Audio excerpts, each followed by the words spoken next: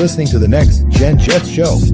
Now, here are your hosts, Connor Long and Chris Grasso. Yes, you are. In fact, listening to the Next Gen Jets show, streaming live right here on YouTube and Twitter. Hello, everyone. Welcome into the show. I'm your host, Connor Long. He is my co-host, Chris Grasso. Shout out to all you amazing football fans, you amazing Jet fans tuning in right here on this beautiful Saturday evening, August 30th, 2025. Make sure you smash the like button and hit subscribe on your way into the building. It is completely free, folks, and it helps the channel grow. And we appreciate your support as always. I'm Connor Long. He's Chris Grasso. Again, smash the like button. Hit subscribe is the free way to help us grow. The paid way to help support the show helps just as much. Gives you a pretty cool opportunity to win some super cool prize. You'd get into our membership raffle, baby. Every $2 super chat or gifted membership gives you an opportunity to win a Sauce Gardner signed jersey, a Garrett Wilson signed helmet, a Winkerbet signed jersey, a Nick Mangold signed jersey, a CJ Mosley signed jersey, a Bart Scott signed photo, a Don Maynard signed photo, front page of the New York Daily News following the Jets' 1969 Super Bowl victory. Again, guys, every $2 super chat gifted membership gives you an entry. Details on that down below. Appreciate the hell out of you guys. Thank you for tuning in. Make sure you throw all your questions, your comments, your thoughts, your concerns, everything, all of the above in the chat for Chris and I to react to. Again, thank you so much for joining us right here on this beautiful Saturday evening. Chris, we are back in the same time zone.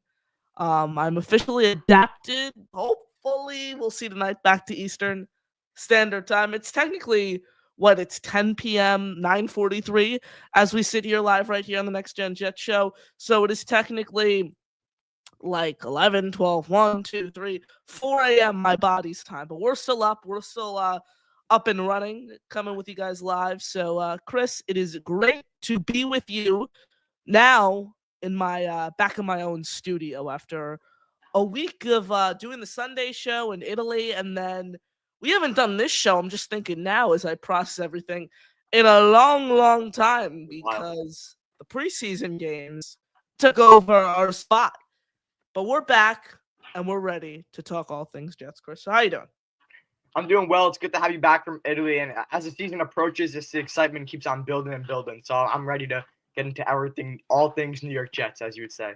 The excitement continues to mount among the fan base, Chris. Opening day for the New York Jets, just 8 days away as of this live stream, as of this recording. But that doesn't mean that this Jets roster is solidified. That doesn't mean that this Jets roster is ready to go win a Super Bowl. This doesn't mean that the Jets roster is in shape right now to make a deep playoff run. The Jets, alongside a handful of other NFL teams, still have work to do, still don't have a perfect roster.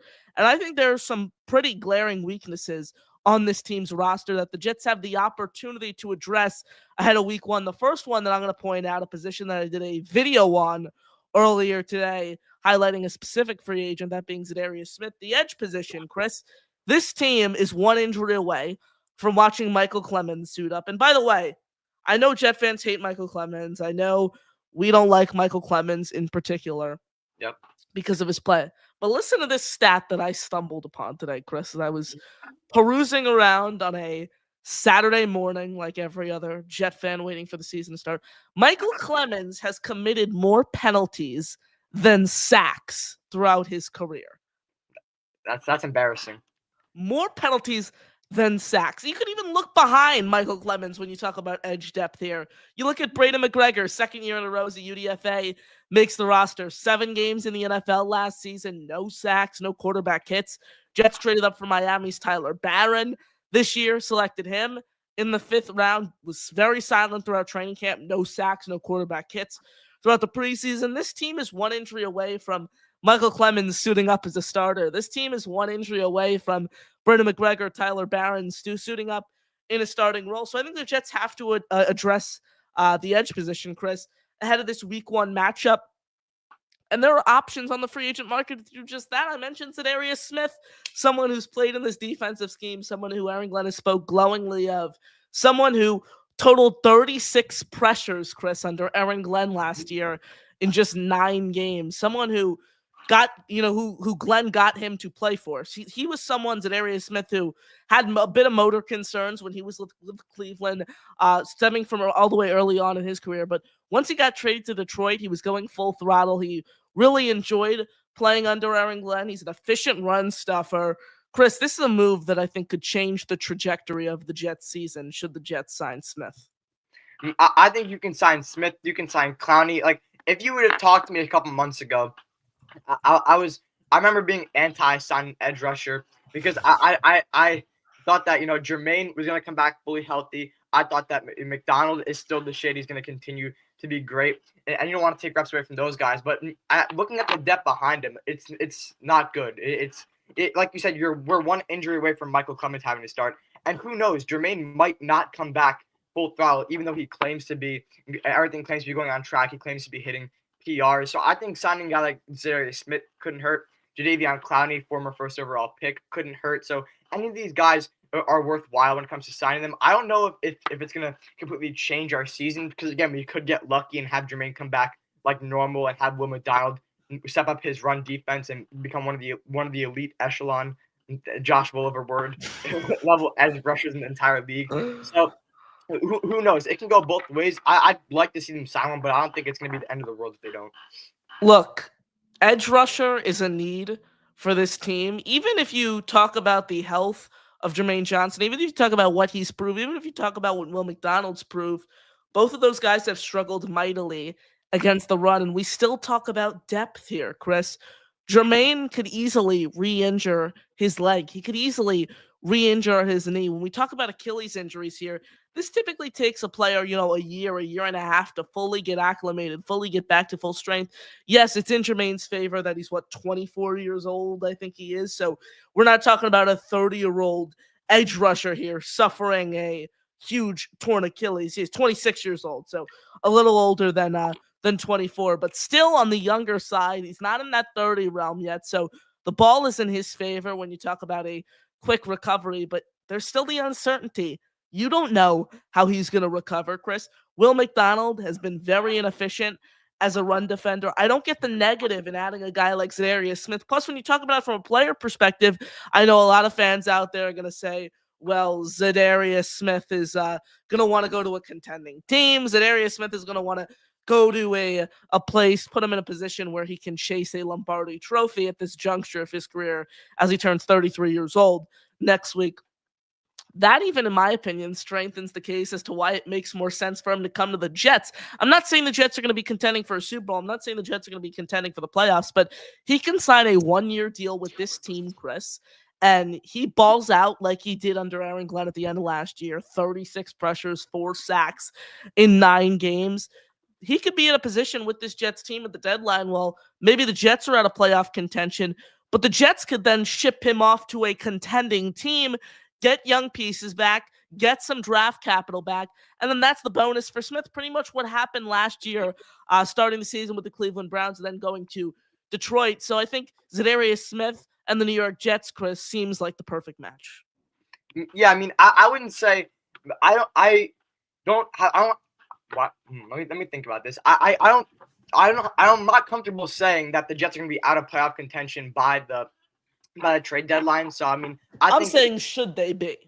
Should they be? Yeah, if it happens to be that they are. So I mean, I do think it'll be beneficial to sign Zadarius Smith for all the depth reasons, and you make a compelling point. So what are we waiting for, Darren Mucci? Continue the near perfect, in my eyes, offseason that you've had, and go out and get him. You still want a wide receiver too, Chris? Who do you want? I'd love to for them to go out and get Tim Patrick. I mean, I think that'd be a great addition to kind of round out the receiver room. I mean, it's crazy to me how Pritchard didn't make the roster. I mean, I find that confusing. But that's not a good move in my eyes. But oh well, what are you gonna do? Heading into the season, our receiver room looks mediocre outside of Garrett Wilson. I mean, Garrett Wilson is great, and he can continue to get better too, as we know that Justin Fields heavily favors his wide receiver one. We saw that with DJ Moore in Chicago. We saw that with actually we didn't see that in Pittsburgh because the scheme was so bad they didn't tailor it to him. But he was still a solid quarterback, and he still had that team at 4-2. Which if our defense is steady, which I expect it to be, why can't that happen with us? And why can't he show improvement with us with a better offensive line, hopefully a better run game. I don't know what Brees is going to be. This preseason was kind of scary in my eyes for Brees. I mean, like he didn't flash enough. So Brian Allen, I mean, we could foresee him becoming a star. I still think Brees will have a good enough season to be extended. I my faith lies in Brees for this run game, but we could see that shift to Brian Allen and Isaiah Davis heavily. So overall, I think to round out this team, a wide receiver 2, or he'll play maybe wide receiver 3, and then Arian Smith kind of jumps into wide receiver 2 or 3 role. That'd be nice to see. But signing a guy like Tim Patrick would be nice. Chris, I interviewed the one, the only, the greatest Jets analyst to ever exist, who I typically see eye to eye on with most points. That interview occurred, today is Saturday, so Thursday it was, and said analyst was none other than Frankie V of U Stadium. Frankie And V.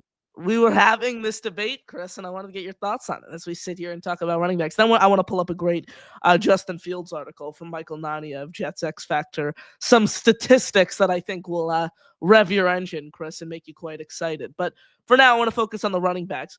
Frankie and I had this debate, not talking about total touches. Who has more carries at the end of the season, Braylon Allen or Breece Hall? Ooh, so carries, that's interesting because I'm a guy who's confident in Breece Hall. I am like one of the biggest Breece Hall guys among the fan base. I truly believe that he can have an 1,500 yard ish season and have a lot of touchdowns. But in the tough yardage situations, and if the season continues on like the preseason has, Braylon Allen will be the go-to guy in any short yardage situation. And Braylon Allen might be the better fit for what this offense wants to do, like the gritty style of football. Run it down your throat. I mean, David Montgomery. Yeah, I mean, Breece Hall requires there to be a lot of open space, a lot of everything to be perfect for him to have the explosive run. And don't get me wrong, when he gets that, it's sweet. But Braylon Allen is more of the rusher who's going to get gritty yards, get yards after contact. He's that back. So I can actually see this going both ways. I don't feel strongly towards one point or another. It's obvious that Breece Hall's going to get more total touches, being kind of we can get him involved in the receiving game and all that. And I think he will finish with undoubtedly more yards if he does not get traded at the deadline. But ultimately, I can see it going either way because Braylon Allen is a reliable back who can get you 1 or 2 or 3 yards every time. And if he finds a good hole, he could be gone too. So it's a matter of it's a matter of really what this scheme is going to be and how Breece Hall does, and if he can kind of fix some of the issues that he's had in the past with his career. When you talk about touches, it's undoubtedly Breece Hall because of the impact that he's going to have as a pass catcher, and the opportunity that he's going to get as a receiving back. When you talk about carries, Chris, I think it's 50-50. Like, I think you can literally flip a coin. I'm more in the favor of Braylon Allen, pretty much for the reasons that you listed. Great analysis there. I agree with the majority of everything that you said. And when you talk about Breece Hall, the opportunities that he's going to get are on 1st and 10, or on, are on 2nd and 10, because they're looking for him to be the home run hitter, and then they're looking for Braylon Allen to be the guy who meshes well with Justin Fields in the backfield on 3rd and 1, meshes well on 2nd and 3, meshes well inside the 10-yard line, meshes well as you're trying to score a touchdown, and just his physical ability. And I think the blend between him and Justin Fields is so much more natural and fierce than the blend between Breece Hall and Justin Fields when you talk about mixing and matching skill sets. I agree 100% because on a typical read option play, unless you want to get fancy, you have the quarterback either is going to run this way, or the running back is going to go this way on an inside run into the offensive line. So if you want to have the threat of somebody like being able, so the quarterback obviously has to read the end on that play. If the end goes for the runner, the quarterback takes off, and Justin Fields can easily have a 70-yard rushing touchdown. Or you want Braylon Allen to be able to get you 5 yards, and that's something that Breece Hall has shown he's not able to do, get gritty yards on an inside run where he kind of has to maneuver a little bit and find a hole and hit it hard. Like, these are all concerns we've had with Breece, but I want to see Breece have more of him in his natural habitat, if you will, on the outside and getting huge explosive runs. And I think we will see that explosiveness from time to time. How much will we see it is going to determine if Breece ends up getting franchise tagged or paid or trade at the deadline if worst comes to worst in my eyes. So ultimately, you're right. Justin Fields does mesh better with Braylon Allen, but Breece Hall definitely has his chance, if you will, to get a bunch of big plays and be a huge difference maker for this Jets team. Now, Chris, I want to pull up an incredible article written by my colleague, Michael Nania, over at jetsxfactor.com. But before we do that, filling in for Jake Asman, 6 days ago it was, last Sunday, on the Jake Asman Show.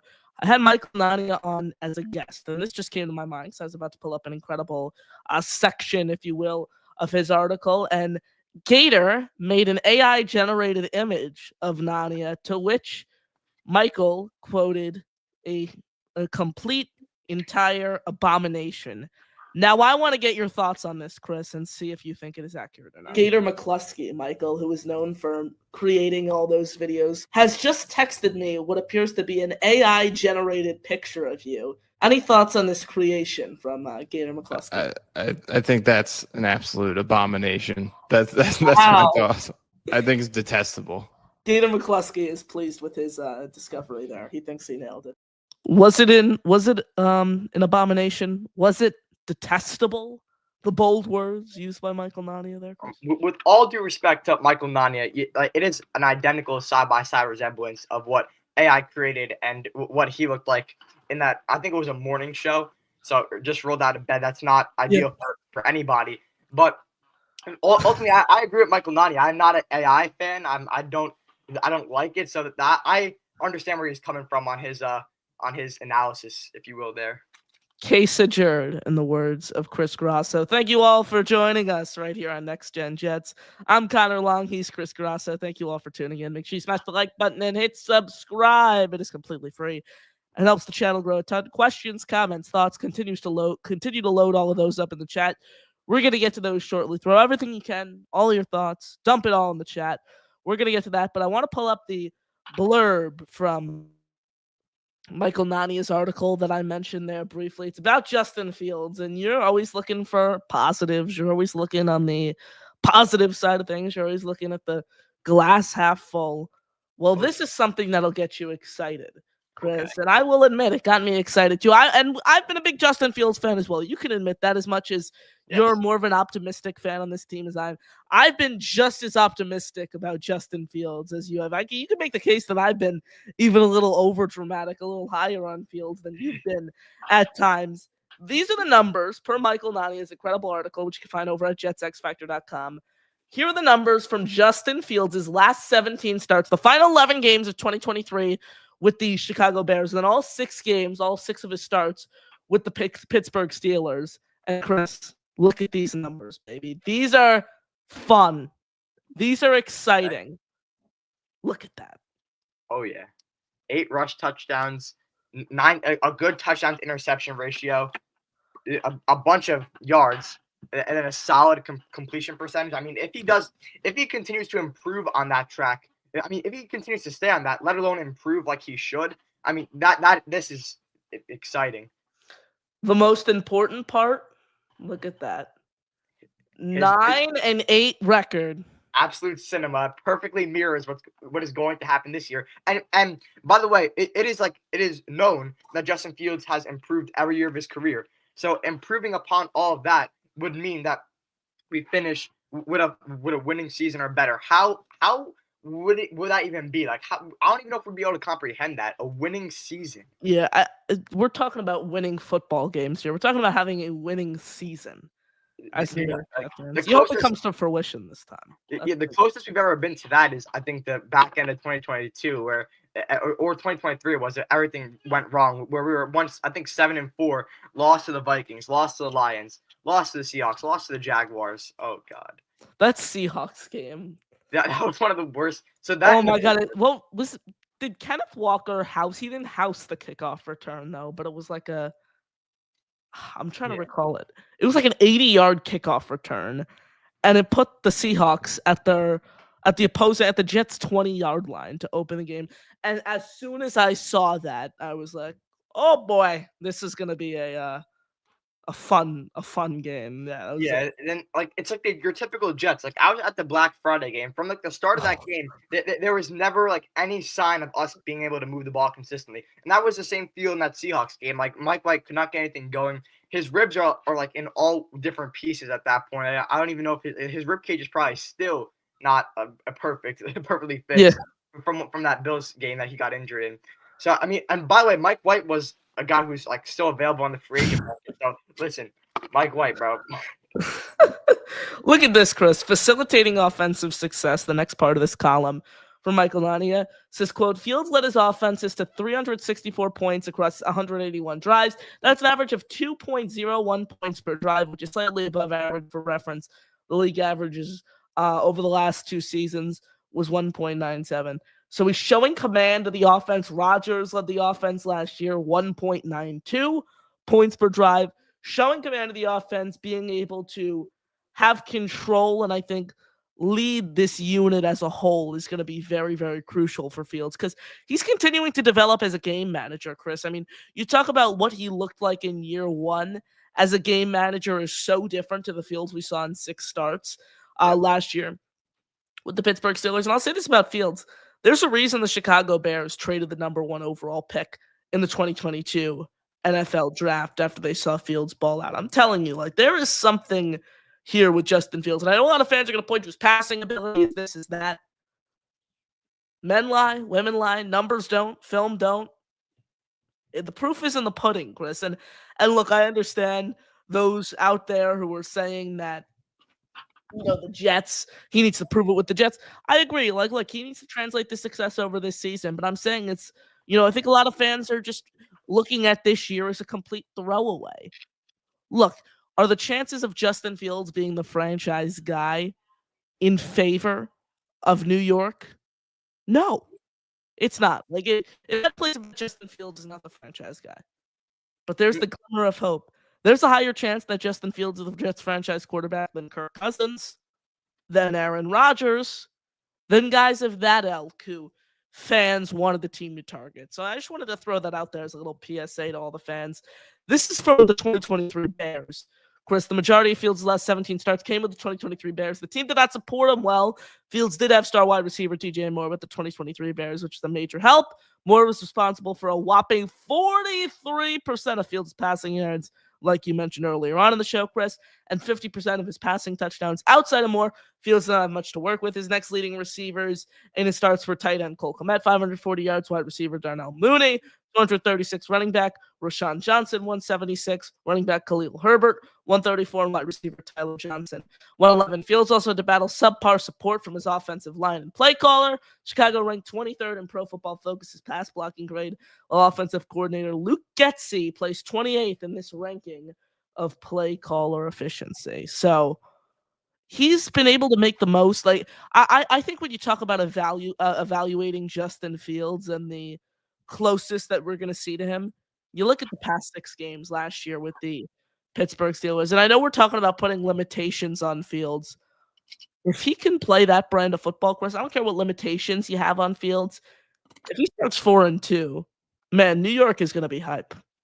Yeah, and the back end of the schedule is easier. But what I was going to say about his tenure with the Steelers is most Steelers fans and like people who follow the NFL in general will tell you that if Mike Tomlin can go back and reverse the roles, he would leave Justin Fields in, and there is no denying that. I mean, you saw that at the beginning, immediately after the Steelers got hot with Russell Wilson, but towards the end there, it all collapsed, and Justin Fields was providing you stability. So if Justin Fields can provide stability as a passer and provide extremely insane upside with his legs, and the defense is as good as it is, the run game, O-line as good as it is, and the receivers don't even have to be good if he can just be a stable passer and an extremely good rusher, which is like extremely good rusher is expected from him. Like that is a realistic expectation.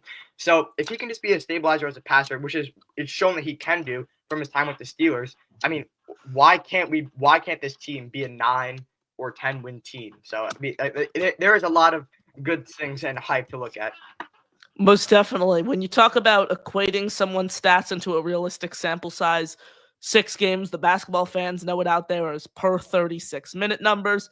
you could just do this calculations. The math nerds out there have our back. So Justin Fields' 2024 stats with the Steelers, 11. So excuse me, what it was last year. Let me try to find this.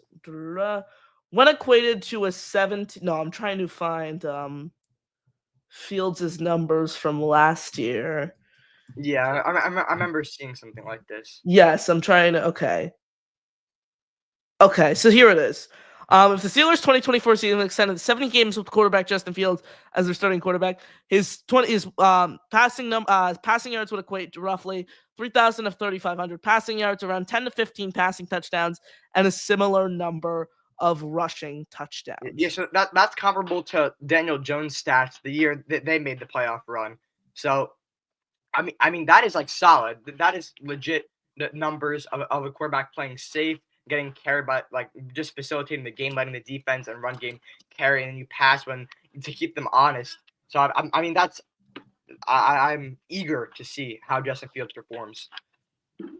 Certainly, and we talk about the eagerness, this team just kicking off their season in 8 days as we sit here, as we do this live stream, this video, however you guys are consuming this content. There's a lot of reasons to be excited, but we got to see it on the field. Like, we can go as deep as we want in the numbers. We can look at, go so far into the weeds. We can go so nitty gritty and talk about the hype, talk about Fields. And I've been guilty of that. I enjoy doing that. I love going into the weeds and looking at the nitty gritty of how Fields, this player, can potentially be the future and be a turning point, frankly, for the Jets organization. But at the end of the day, Chris, we have to see it on the field. The proof needs to be in the pudding, because we talk about the hype, but I wrote this in an article as my closing line about Fields just a few weeks ago. Hype with Fields is just potential until it comes into fruition. It hasn't come into fruition yet, but the promising sign is he continues to get better season in and season out. It isn't like we're looking at a player who had an incredible 2021 season, his rookie campaign, and then has just continuously fallen off. Like Daniel Jones, for example, who plateaued one season and the Giants accidentally won 9 games. And then he tricked the Giants into paying him, and somehow he has a starting job in the NFL, which if I was a Colts fan, Chris, I'd be livid right now. There's no words for how angry I would be. And being an AR fan, I am, like, as a Jet fan, I'm a big fan of Anthony Richardson as a player. If I was a Colts fan, oh my God, it'd be bad. It'd be bad for sure. I mean, I wouldn't say, I wouldn't be one of those fans who's like, I'm not watching the team, I'm not watching football. That's not the kind of fan we are. Like, yeah, fans say that, but at the end of the day, they still pay the Jets money. They still watch the games. Like, there were a ton of fans who I saw say that last year on Twitter, and I don't like get involved in Twitter. I just report my own stuff. I post my own stuff. I don't really engage in the comments or anything because Twitter is just an absolute cesspool. But there were some where I like almost replied, and I was just like, all right, bro, no one cares. Just don't watch the games then. You don't need to let everyone know on Twitter. Like, cool, we don't care. This is for real fans here. You don't want to watch the game. You don't want to watch the Jets Week 18 game against the Miami Dolphins. Good for you. I couldn't care less. Like, come on. It's just like, you see, I saw a video of a guy after last season who packed up all his Jets belongings into a box and said he's officially done with the team on like Instagram Reels. And I was like, all right, cool. You're leaving as soon as the organization's about to have a turning point. That is on you. And you will forever feel guilty when you try to come back and watch his team again once they eventually start being successful. Fake fans, but the ones who watch this show are real fans. Thank you all for tuning in. We appreciate the support. Continue to load up all of your questions, all of your comments, your thoughts. Momo Adamo says, hey, it's not bad to be the oddball. Keep up the good work. That was for Chris. I love the oddball title there. Thank you, Momo. Appreciate it. Momo says, why do the Jets seem to pick players that are often hurt? Example, Tyrod Taylor. Tyrod Taylor, in my opinion, Chris, has been the most stable backup quarterback over the past 5 years, over the past 7 years in this league. He signed the team last offseason. The only reason this guy isn't a starter, and a very good starter at that, is because of the injuries. But when you talk about the creme de la creme of backup quarterbacks in the league, Tyrod Taylor is the top of that list.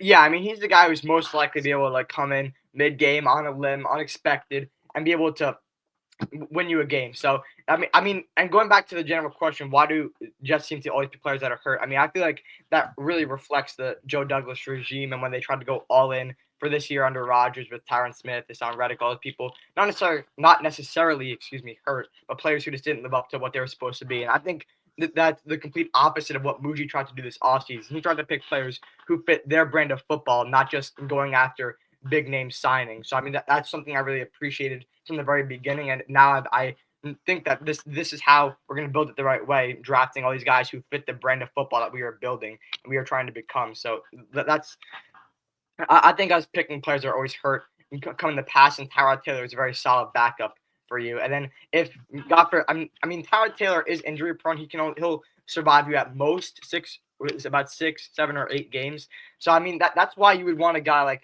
you rostered Brady Cook. Like there is a small chance, like I'd say there's a 10-ish% chance that he'll have to start a game this season. Then that is very low, but it is easily that with the brand of football Justin Fields plays, he can go out and get hurt. Then Tyrod goes out and gets hurt. And then you're gonna need somebody else to step up. So I mean, while I would that is the last thing I want to see happen. I mean, that's the only thing you can say about this regime picking players that are injury prone. But Tyrod Taylor, I feel like I don't think Justin Fields will get hurt long term. I'm not wishing that. Obviously, on my own team, I don't think it's going to happen. But if need be, Tyrod Taylor can plug you and win you a game or two. If need be, out of like 3 games, he can win you a game or two. Ladies and gentlemen, we appreciate the support. Shout out to all you guys tuning in right here on Next Gen. Momo says, Jelani Woods, another injury-prone player.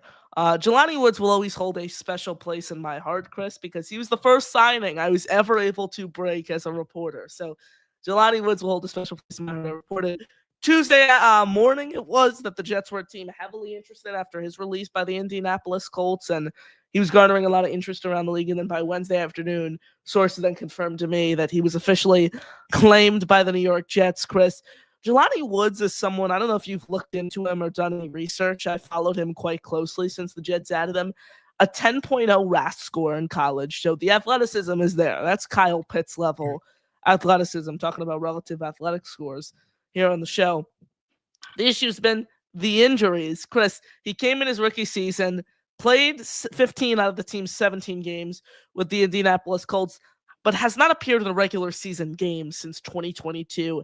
Had a pair of setback injuries, had a pair of hamstring injuries, then got set back throughout OTAs, got set back throughout training camp, didn't play a game in 2023, and then bad case of turf toe, wiped out his entire 2024 campaign.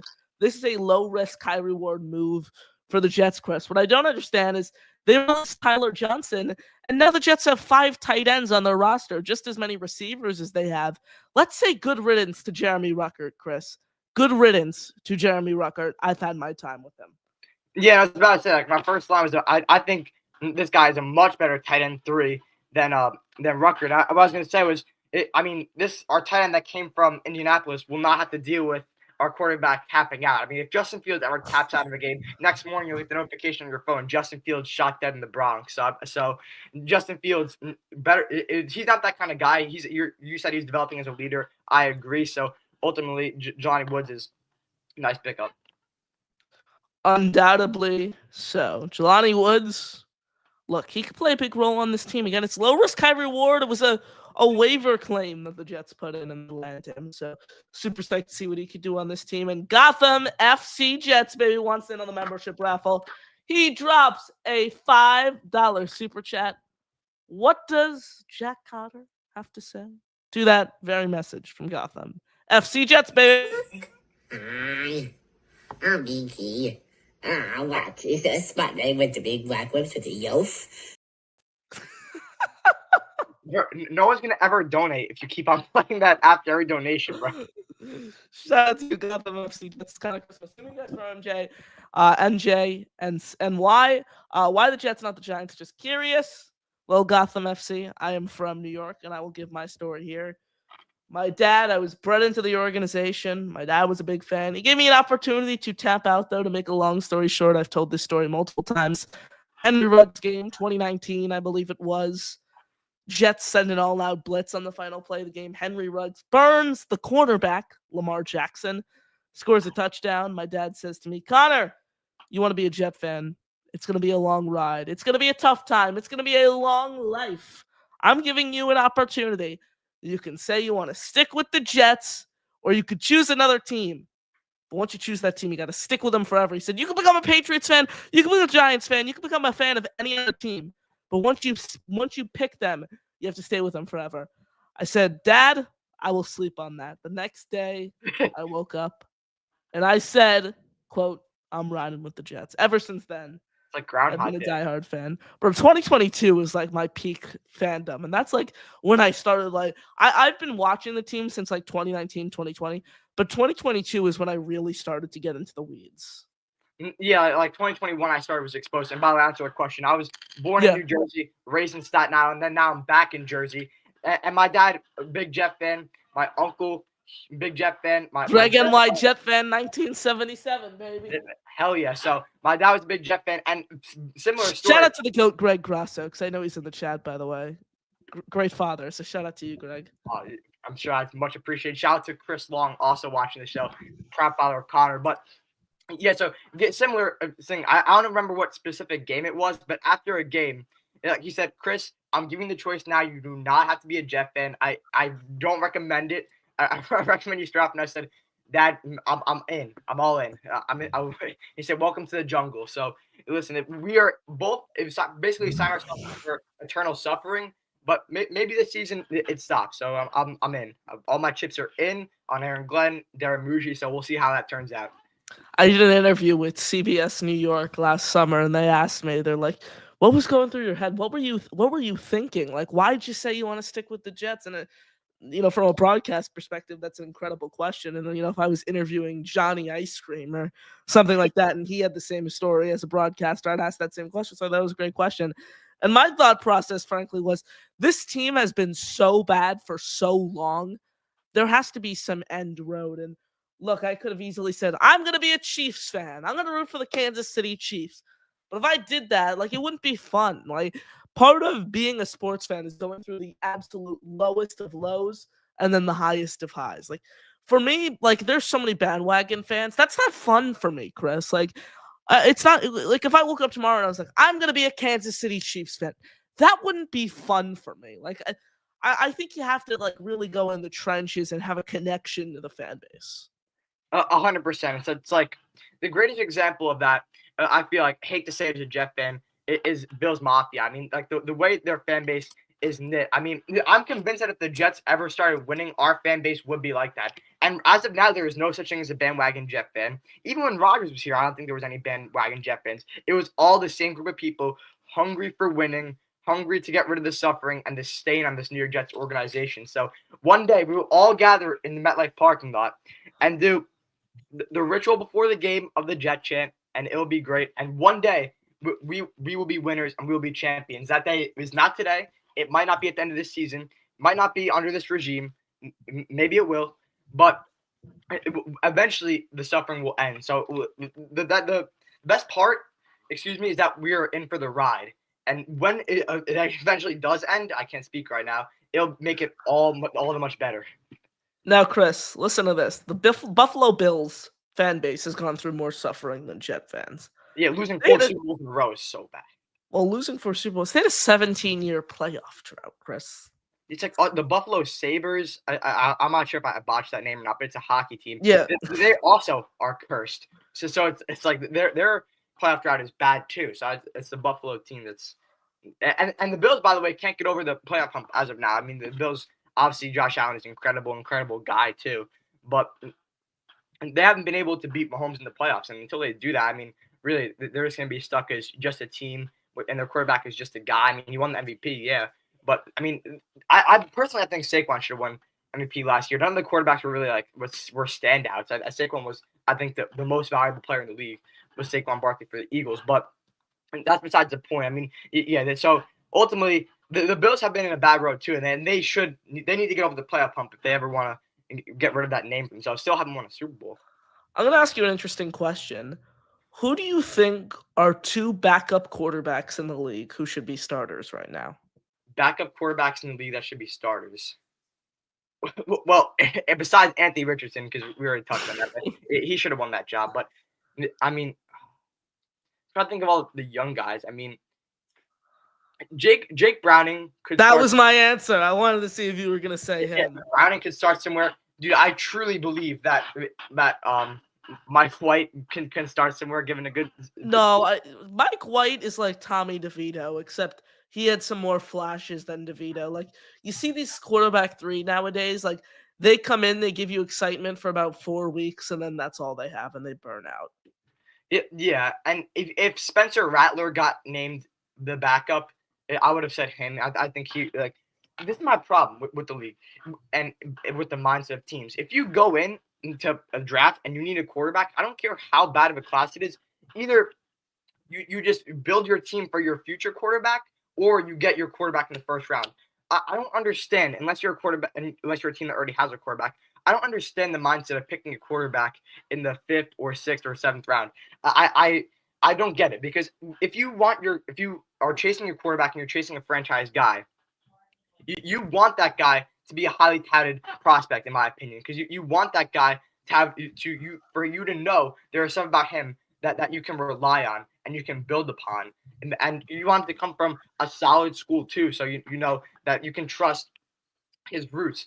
And if you're throwing away a 5th or a 4th round pick on a quarterback, I don't think it's worth it, in my opinion, because very rarely do those quarterbacks turn out to be the starting guys you want them to be. I mean, we've seen this, but I don't think Tyler Shuck is going to be good. I didn't think Tyler Shuck should have started. I knew Which Tyler Shuck are we talking about? the NFL one. So the NFL, I didn't think the NFL Tyler Shuck should have started. I from all the way back before the draft, I said I thought Spencer Rattler was going to be the Saints guy. I know he was a later round pick too, I believe. But I mean, you gave him time to sit and see things. Tyler Shuck throwing him to the fire would have been an awful idea for the Saints. So ultimately, that's my rant on taking quarterbacks in like the later rounds. Just get your guy, trade up. My hot take, the backup who I think should be a starter, who no one has been talking about, Malik Willis. Malik Willis will be a starting NFL quarterback at some point over the next 2 years, and in my opinion, has the potential to be a very good one. It's easy to point to what he did with the Tennessee Titans, Chris, but the 2022 Tennessee Titans, in my opinion, might be one of the worst teams that we've seen in the not modern day, but since like 2010. Like they had no talent on the roster. No quarterback could get anything going with that team. He went 1 of 2 that year. Struggled. I'm not going to sugarcoat it. 50% completion, 276 yards, no touchdowns, 3 interceptions. But he got a year as a backup in Tennessee, no starts, and then got traded to Green Bay last offseason. I think that could have been the greatest thing for him ever. You learn under, in my opinion, one of the best offensive minds in the league, and Mike LaFleur. And then he got 2 starts last year. He went 2-0, 74.1% completion rate, 3 touchdowns, no interceptions, 138 yards on the ground in the touchdown. So efficient completion-wise, went 2-0, minimized the turnovers completely. That's a guy who I'm looking at. And I know people are going to sign off on him because they're going to be like, look at what happened when he got the opportunity in Tennessee. No, this guy needs a second chance. No one was able to win with that team. And look, 2 starts, very small sample size. Get it. But still, the skill set, Chris. Someone who is able to make plays with his legs. Someone who is able to get out of the pocket. I mean, he was not a 3rd-round pick for no reason. Like, there's a reason. The rushing ability is there. I mean, I Malik Willis, he's interesting for sure. I'm not sure I'd be comfortable starting him. If I were to build a team over the next 2 years, I see. Yeah, I know. I'm thinking like in the perspective you're talking about too. I'm not sure if I feel comfortable like after being a team and trading for him or signing him after he came back from the Packers. I mean, if I need a quarterback depth, I would. But I'm not sure if he's ever going to get that chance. Like that's the problem. Once a quarterback fails, unless like the starting quarterback is out for the season, like there is a very good chance that I'm not saying that he's going to capitalize on this, but there's a very good chance that Zach Wilson will get a bunch of games. Wait, did the Dolphins release him? I was going to say for the Dolphins. Is he gone from the Dolphins? Because if Tua is not Tua is going to get hurt. So if Zach Wilson is still there, he probably would get in playing time. Is Zach Wilson?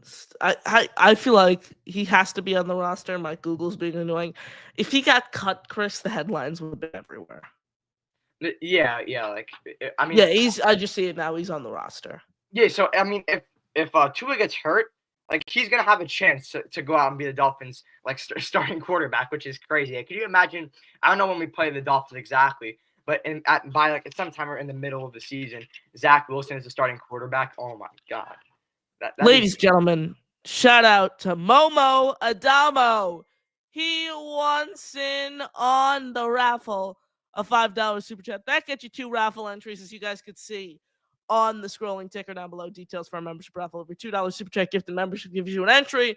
Raffle, of course, occurring on September 15th. Shout out to you, Momo. My name is Grasso and I love the Jets more than everyone else. I am a highlight warrior. Aaron Glenn is the best coach they could have hired, but under 4 games won and he must be fired. I love every 2026 QB just based on highlights. I have watched 5 minutes of Nico's highlights and he is a Hall of Fame. Arm strength is all that matters. This isn't the same old Jets. THE 2025 Jets are different. Justin Fields is the franchise guy, or Nico will be drafted in 26. Highlights are all that matter. Shout out to you, Momo Adamo. Comes in with $5, get you 2 raffle entries, guys. Every $2 super chat gift and membership gives you an entry. This is greatest show. I'm a fan. Well, that means a lot, Momo. Thank you for the support. Shout out to you. Shout out to all you guys. We got a ton of you in the chat. We're gonna wrap it up here shortly, so we'll get to one more member super chat here before we wrap. DNY for Life has been a member for 6 months. He says 12-5 starts this week. Either of you go. And Chris, you could not pry me off my couch on Sunday to go to MetLife Stadium. Listen, I would personally love to go to this game, but I'm not going to. I'll be in my house watching the couch. Like I love going to like Jet games. I love tailgating the parking lot. Unpopular opinion amongst Jet fans, I love MetLife Stadium. Not like the design of it, but just like the.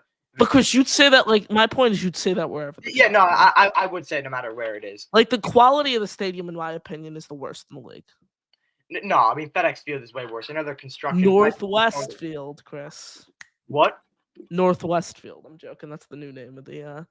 Whatever the hell it is. The Commanders. They got a new stadium coming, at least. So.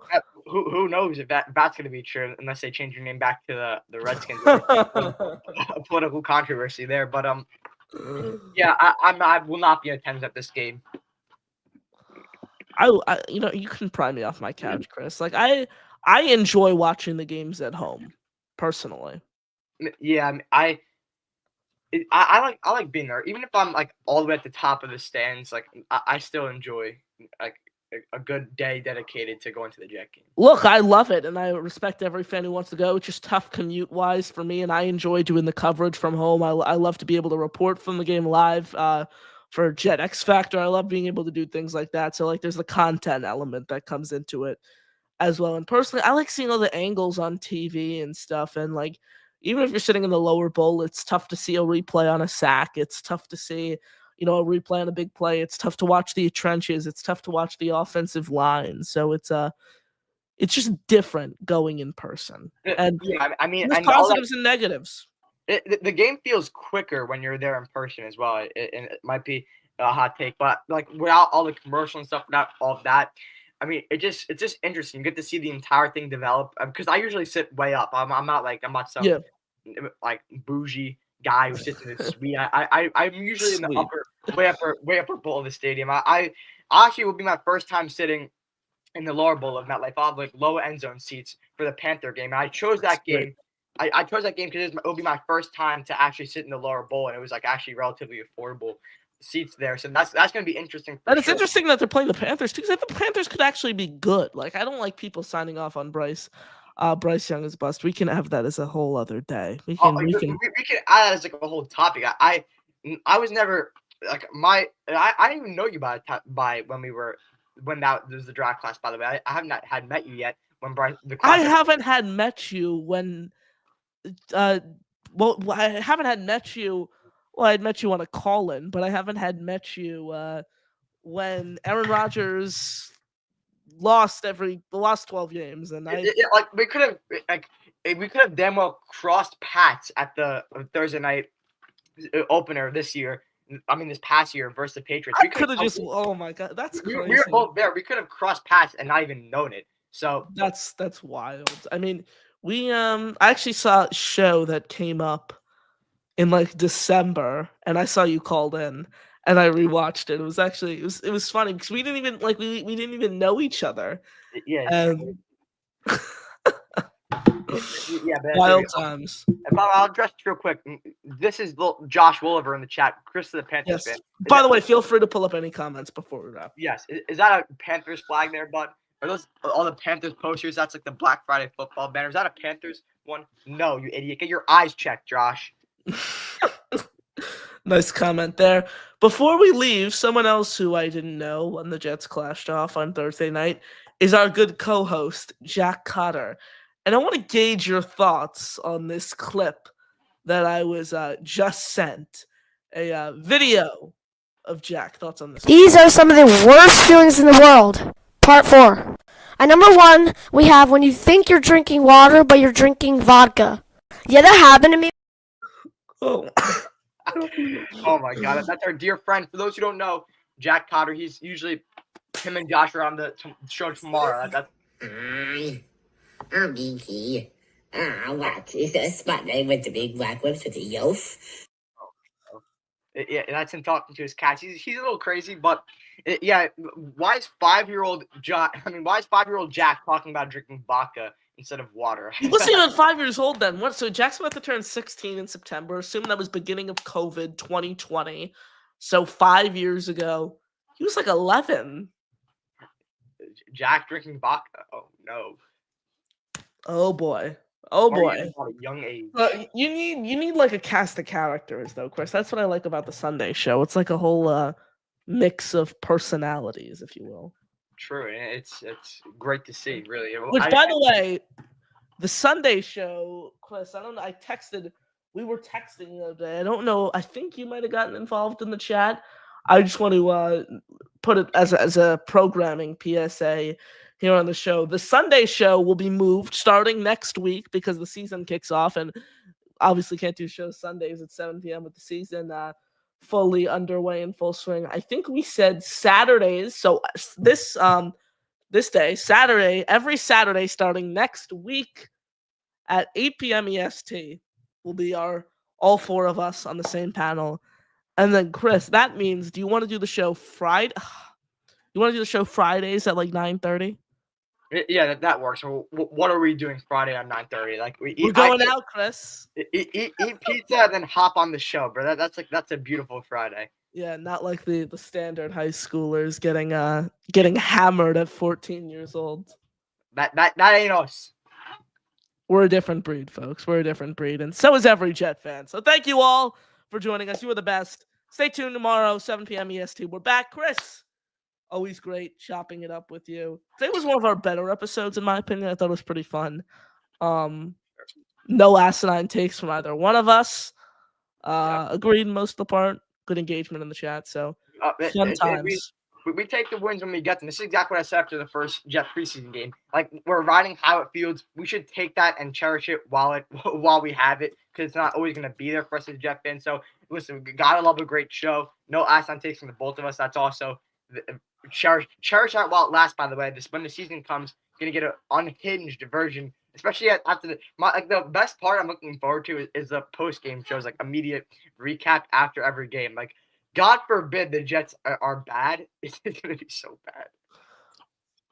Hopefully we don't have to get to that, Chris. Hopefully we could just be all butterflies and rainbows. Nevertheless, we appreciate you all.